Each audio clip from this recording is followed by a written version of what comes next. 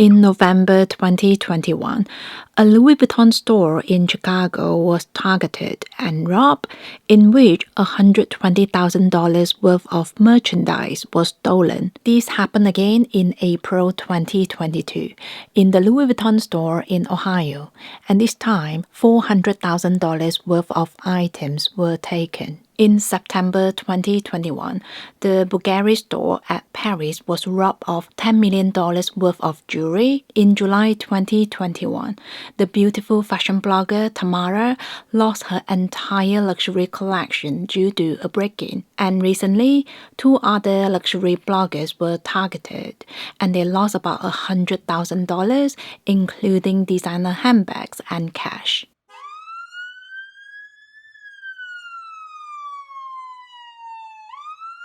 So all this tells us luxury crimes are now on the rise.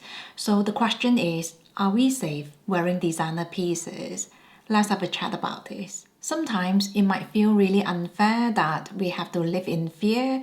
You might even feel like you're not allowed to freely express yourself because you are conscious about what you wear. These are all fair points, but I'll be a really irresponsible person if I said, well, there's no need to pay any attention to your surroundings or your safety because what will be will be.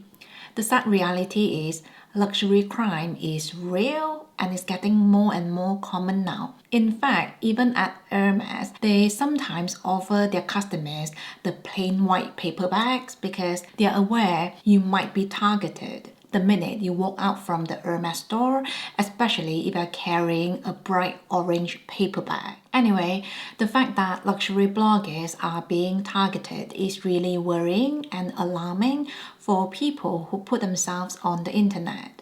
It might be easy for us to say, well, just don't share things online, but we sometimes forget certain people make a living through their online presence. For example, after the incident, Tamara shared in her video saying her luxury collections were needed for her work because she's a fashion blogger, so her job is to share the latest handbags and jewelry pieces. It's a bit like having your laptop or computer stolen when your job is to do coding. Anyway, I'm glad she's doing fine. She seemed to have coped with the situation really well, but it must have been so upsetting and traumatic. I certainly don't wish that on anyone. Years ago, my sister had her handbag snatched. It wasn't designer and thankfully she wasn't hurt, but she was traumatized for years. Now you might ask, do I have any worries myself? Yes, I absolutely do. And before I talk about the ways to take precautions for our luxury collections, I just want to take some time to kind of put things in perspective. I'm sure we all know luxury items are completely discretionary. We don't need them, we just choose to have them. I mean, if there's a crisis, for example, the last thing we would grab is our holy grail handbag. So for people who don't have any liking for luxury items, the answer is to simply own nothing. After all, the less you have, the less you have to worry about, right? But what if you happen to enjoy those things? For me, it really helps when I make conscious decisions in regards with how I own designer pieces. For example, I make sure to not overextend myself just to buy anything, whether if it's a Louis Vuitton handbag or a designer t-shirt. Therefore, if God forbid something bad happens, I would be upset, but it wouldn't be disastrous. Put another way, I try to enjoy nice things without compromising my priorities. On the contrary, if I spend my entire savings on designer shopping, I can totally imagine myself feeling so stressed out because it's a bit like putting all my eggs in one basket. When it comes down to it, owning luxury items is a form of personal liability, and I think recognizing that does make a huge difference in the way we shop. I personally try to reduce my commitment with regular decluttering because that way I can make sure most items in my collections are the things I use. Now, it goes without saying there's no one universal way to define if a wardrobe is too much, too little or just right. It all depends on the context, and we have to consider things like occupations, interests, lifestyle, and so on. In fact, imagine if we all had the same wardrobes with the same number of shoes and handbags. It really would be quite bizarre, and it's just not how it works. All that being said, I feel like when we have too much, deep down we know. Back then, when my collection was way bigger than I needed, I often had this feeling of heaviness and a rather suffocating sensation. It was like all those things were staring at me, questioning why they were just sitting there collecting dust. I'm not sure if I'm making sense here, but please let me know if you ever felt the same way before. Anyway, when I decluttered the excess, it was like a huge weight being lifted off my shoulders.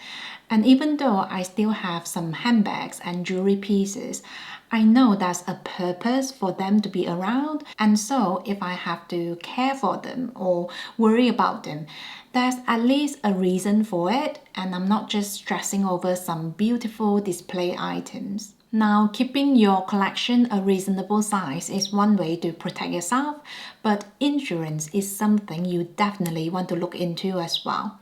Now, this really depends on where you are and your insurance company, but broadly speaking, a lot of home insurance don't cover luxury handbags, expensive jewelry, and collectibles.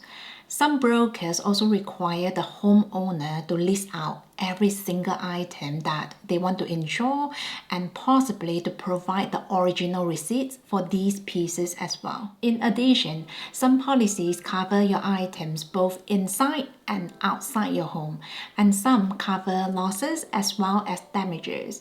All these, of course, will be reflected onto your insurance costs. So unless if your luxury collection makes you a living, it makes sense to limit what you own. This is certainly not a one-size-fits-all situation, so you might want to speak to your broker to make sure you're properly protected.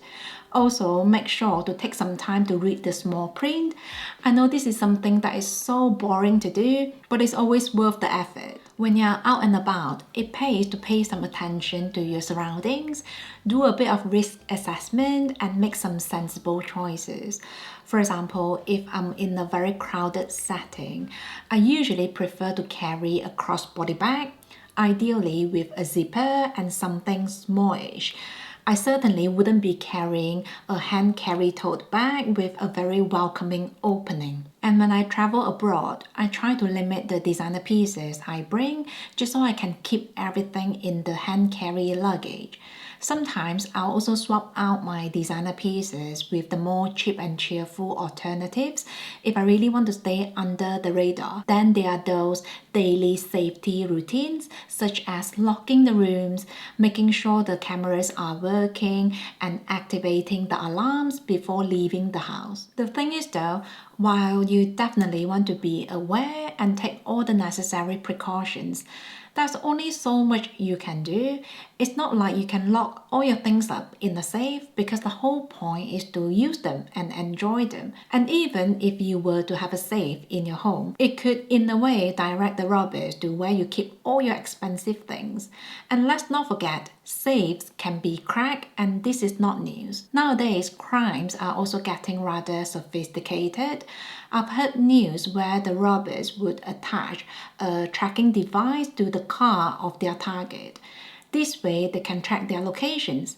Now, this is really disturbing, especially because tracking devices are being sold everywhere, including the Apple AirTag. I think it just goes to show technology has made life easier for everyone, including those with ill intention. I also feel like generally people are getting more and more informed about luxury shopping because it's so common online now. So it just takes a few clicks to learn about prices and what's valuable. So maybe even designer brands that are relatively low-key are not as safe as we think they are anymore. For example, let's take a look at a brand like Valextra. It's certainly not as high profile as, say, a Louis Vuitton Speedy, but I feel like if someone is already planning to commit luxury crimes, they have most probably done all their research, and so they wouldn't restrict themselves to brands like Hermes, Louis Vuitton, and Dior. So maybe even the so-called low-key luxury brands are not actually that low-key anymore. What do you think? All that being said, I think the more mainstream luxury brands like Hermes and Louis Vuitton are still more prone to spontaneous events, seeing they are so well known, and sometimes for the wrong reasons. I am quite curious to know if you have adjusted the way you shop because of the current climate. Maybe you really like the Louis Vuitton Neverfull, but you went for Longchamp instead because you think it's safer. Or are you completely turned off because of the constant unpleasant news? And do you think the answer is to go for the less mainstream luxury brands? All in all, I am worried to a certain extent, but I don't want to be consumed by fear. So I try to focus on what I can do to protect myself. To tell you the truth, I didn't actually think much about this safety issue thing when I started this channel.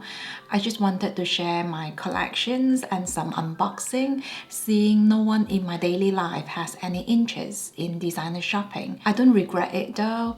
Being online does have its own risks, but I enjoy being here and I feel really grateful to have a community that I can share my journey with. So I guess that's it from me. Stay safe and I'll see you in the comment section.